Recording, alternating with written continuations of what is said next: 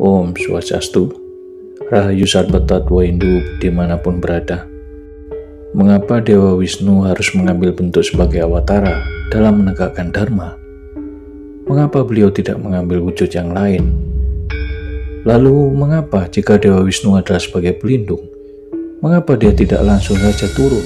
Pertanyaan ini bisa saja muncul ketika kita mulai berupaya untuk makin menyelami hakikat mengapa awatara turun ke dunia. Banyak umat akan pasti menjawab, karena beliau harus menegakkan dharma. Jawaban kebenaran mutlak yang tak terbantahkan. Lalu mengapa Dewa Wisnu harus mengambil bentuk awatara ini? Bukankah dengan kekuatan suci maha dahsyatnya, beliau dapat langsung melakukannya? Atau bahkan dapat memerintahkan bala tentara surgawi? Atau bahkan memerintah dewa-dewi untuk melakukannya? Jikapun ia harus melakukannya secara langsung, lalu mengapa ia harus lahir ke dunia, mengalami sakit dan perih sebagai awatara? Jawaban dari ini semua tak terlepas dari sebuah rantai karma yang sangat indah, bagaikan telah disusun sedemikian rupa.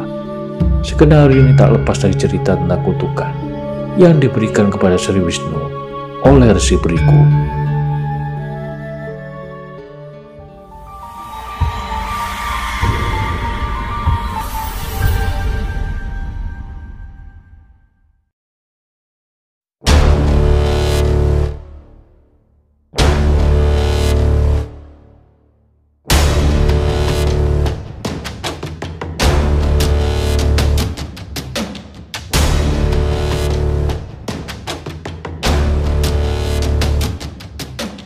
Matsya Purana menceritakan sebuah kisah tentang perang abadi antara dewa dan para iblis atau asura. Para dewa telah acap kali mengalahkan iblis dalam banyak pertempuran yang terus berlanjut. Merasa dipermalukan, Sukra Acarya atau guru dan pemimpin para asura pergi untuk berdoa kepada Dewa Siwa. Hal ini ia lakukan dalam upaya untuk mendapatkan Stotram Berita Sanjiwani, sebuah mantra yang akan membuat para asura atau iblis tak terkalahkan. Di saat itu, Sukra Acarya akan melakukan pemujaan. Tak lupa ia meminta para iblis untuk berlindung di asrama ayahnya, Resi Beriku, dan hidup sebagai pertapa selama dia pergi. Para dewa menyadari bahwa ketiadaan Sukra Acarya sebagai waktu yang paling tepat untuk menyerang para asura. Karena selain ketiadaan Sukra Acarya sebagai pertapa, para asura juga telah meninggalkan senjata mereka. Dan juga, para dewa sependapat bahwa tidak mungkin mengalahkan asura jika Sukra Acarya berhasil mendapatkan mantra tak terkalahkan dari Dewa Siwa. Oleh karena itu, dipimpin oleh Dewa Indra, para dewa maju untuk menyerang asrama Resi Beriku. Para iblis segera melarikan diri ke istri Resi Beriku, yaitu Ibu Sukra Acarya, untuk berlindung. Karena saat itu Resi Beriku sedang tidak ada di asrama, istrinya memutuskan untuk melindungi para asura dan menggunakan kekuatannya yang membuat pasukan Dewa Indra tidak bergerak. Pemandangan aneh pun terjadi, sehingga membuat para dewa kaget dan segera mereka berlindung di kaki Dewa Wisnu. Dewa Wisnu kemudian meminta Dewa Indra masuk ke dalam tubuhnya agar bisa diselamatkan.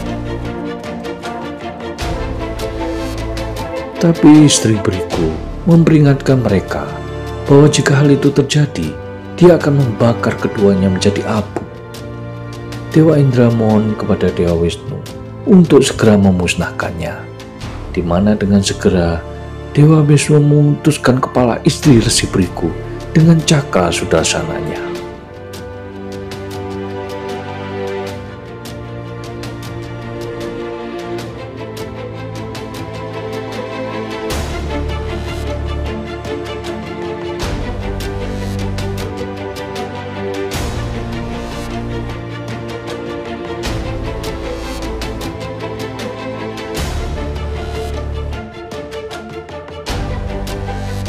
Ketika Resi Beriku kembali dan melihat kepala istrinya yang terpenggal, dia segera mengutuk Dewa Wisnu untuk dilahirkan di bumi beberapa kali dan menderita serta mengalami sakit baik karena kematian ataupun kehidupan duniawi.